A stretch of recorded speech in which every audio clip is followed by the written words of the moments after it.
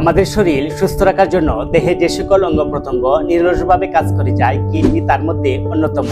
প্রিয় ভিউয়ার্স, আজকে আমরা আপনাদেরকে দেখাবো যে 5টি খাবার কিডনি রোগীদের জন্য অত্যন্ত ক্ষতিকর। লবণ।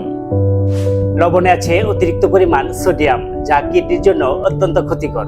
অতিরিক্ত লবণ খাওয়ার ফলে উচ্চ রক্তচাপ সৃষ্টি হয় এবং কিডনি নষ্ট হওয়ার ঝুঁকি বাড়ে। চিনি। চিনি মানবদেহের শর্করার পরিমাণ বৃদ্ধি করে। একজন সুস্থ ব্যক্তি দৈনিক 30 থেকে 35 গ্রাম চিনি গ্রহণ করতে পারেন।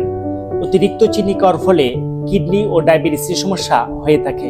এছাড়াও লিভারের চারপাশে চর্বির স্তর হতে পারে। Cold drinks. কোমল পানিতে চিনি ও ক্যালোরির পরিমাণ অনেক বেশি থাকে।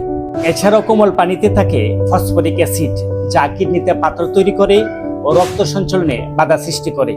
ফল।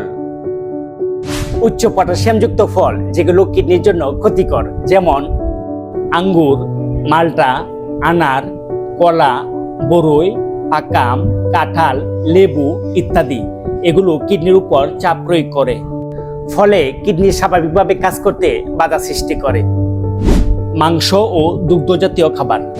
কিডনি রোগীদের জন্য উচ্চ প্রোটিনযুক্ত খাবার কম খাওয়াই ভালো, যেমন গরুর মাংস, খাসির মাংস, দুধ, ঘি, পনির, মিষ্টি দই ও দুধের তৈরি অন্যান্য খাবার। যারা কিডনি রোগে আক্রান্ত তারা অবশ্যই এই জাতীয় খাবার থেকে বিরত থাকার চেষ্টা করবেন।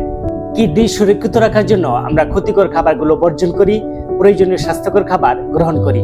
প্রিয় ভিউয়ার্স, আজকে আমরা আপনাদেরকে দেখিয়েছি কিডনির জন্য ক্ষতিকর খাবারগুলো। পরবর্তী ভিডিওতে আমরা আপনাদেরকে দেখাবো কিডনির জন্য প্রয়োজনীয় খাবার সমূহ। অল কেয়ার হোমিও ক্লিনিক থেকে আপনাদের সাথে আছি আমি ডাক্তার মোহাম্মদ আব্দুল মান্নান।